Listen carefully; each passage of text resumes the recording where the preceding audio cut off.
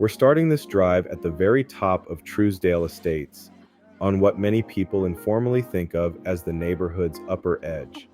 It makes sense as a starting point because it really does feel like the outer rim of the development, high, quiet, and slightly removed from the more familiar interior streets below. Evelyn has a more elevated, almost perimeter-like quality. It feels less like a pass-through street and more like a place you go to because you mean to be there.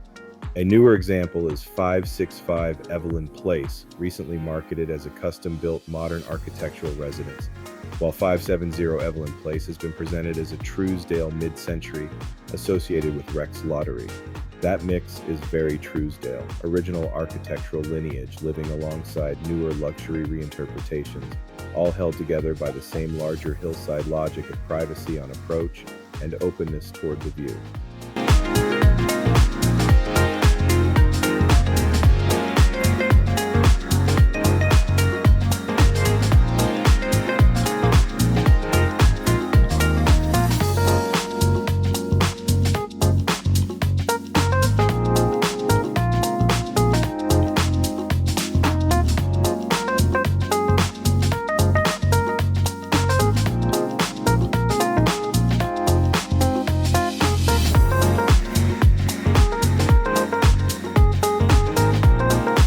From Evelyn, we move toward Arkell Drive, and the mood shifts from high-edge quiet to one of Trousdale's stronger statements of architectural ambition. Arkell has become one of the streets that best demonstrates the neighborhood's evolution. It still belongs to the original mid-century framework, but it also carries the outsized confidence of newer Beverly Hills luxury. Public listings on Arkell in recent years have included substantial trophy properties, and the street has enough camera-ready scale that it fits naturally into the kind of luxury real estate storytelling that now defines Beverly Hills in pop culture. What makes Arkell useful in a drive like this is that it feels like a hinge between eras. In Trousdale's early decades, the neighborhood was already celebrated for architect-driven custom homes by names like Wallace Neff, A. Quincy Jones, Harold Levitt, and others. Streets like Arkell now show how that legacy has expanded into the era of larger compounds and more overtly cinematic modernism, without losing the original emphasis on siting, view orientation, and a disciplined relationship to the street.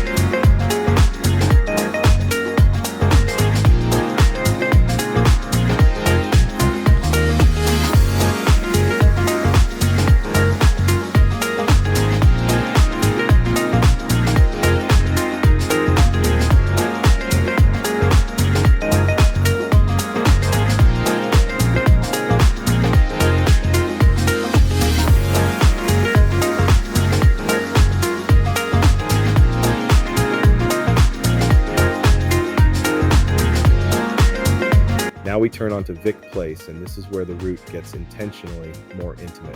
Vic is a small cul-de-sac, so the story here is quick. It feels tucked in, private, and very residential. One of those little pockets that remind you that Trousdale's prestige is built as much on calm and concealment as on spectacle. Public subdivision records show just a handful of properties here, and that limited scale is exactly what gives it its appeal.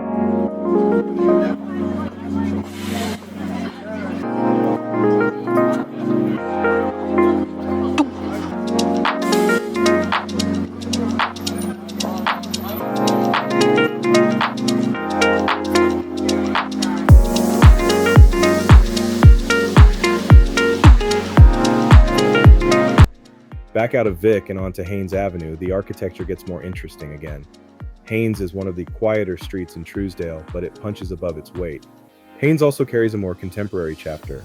590 Haynes Avenue, a Steve Herman-designed contemporary view house, with terrazzo fountains, walls of glass, 12-foot ceilings, and a polished indoor-outdoor entertainment layout. Taken together, those two Haynes examples say something important about the street.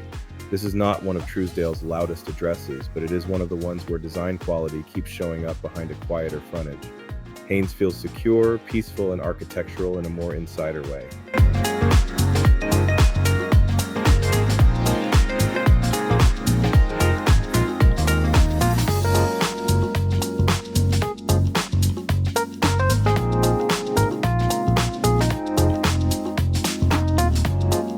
From Haynes, we move to Usher Place, and while it is small, it has a very useful role in the neighborhood. Usher is one of those short connective streets that helps knit together major Trousdale geography. It links the Carla Ridge side to the Loma Vista side. That tells you exactly what Usher is, not a grand standalone destination, but a discrete connector participating in some of the neighborhood's best view and estate territory.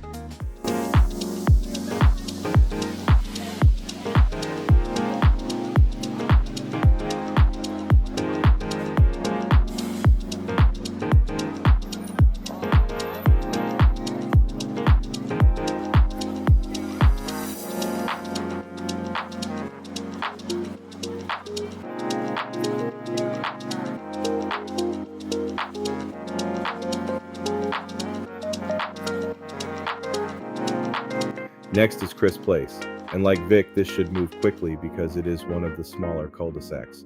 Chris Place feels hidden and very self-contained. Even so, it still carries that classic Trousdale formula: privacy from the street and openness beyond.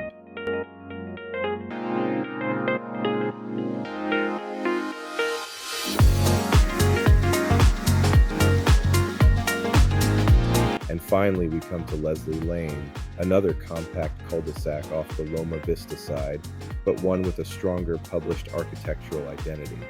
The Leslie Lane residence by Assemblage Plus was explicitly a remodel intended to capture and enhance the true spirit of the regional mid-century movement inside Trousdale Estates. That is a meaningful phrase because it suggests Leslie Lane is one of those places where the neighborhood's original design values are still being actively interpreted rather than simply replaced. Leslie Lane also has recent luxury market visibility through 530 Leslie Lane, with notable design polish and architectural digest-style presentation.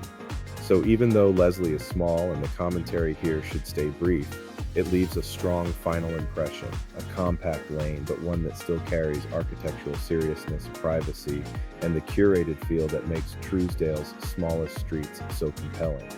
That's what makes this route work so well as a drive. It starts at the very top of Trousdale on Evelyn Place, passes through the more trophy-scaled character of Arkell, dips into intimate cul-de-sacs like Vic and Chris, pauses on architecturally rich Haynes, crosses the neighborhood via Usher, and ends on Leslie Lane with a reminder that even Trousdale's smallest branches can still hold real design pedigree. It is a quieter route overall, but in many ways a more revealing one, less about a single headline house, and more about how the neighborhood is actually structured, layered, private, architectural, and full of subtle transitions from one micro setting to the next.